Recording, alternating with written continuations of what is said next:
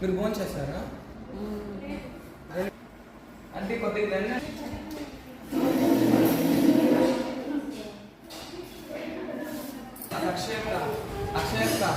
పిల్లలతో మనం బాతులు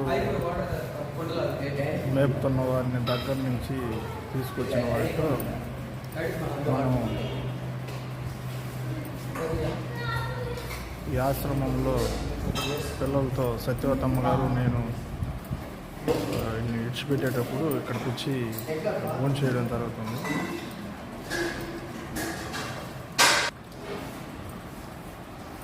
పిల్లలు పాపం కడుపు నిండా అన్నం తింటున్నారు మంచి ఫుడ్తో. ఇక్కడ సత్యవతమ్మ గారు భోజనం చేస్తున్నారు. పాపం టైం 2:30 అవుతుంది.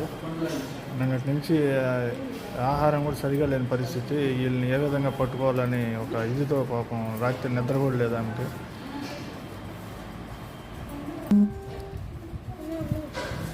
ఈ విధంగా ఈ బాతుల దగ్గర నుంచి వీరిని సేవ్ చేయడం అనేది చాలా మాకు సంతోషంగా ఉంది. కష్టపరమైన సమస్య అయినా కూడా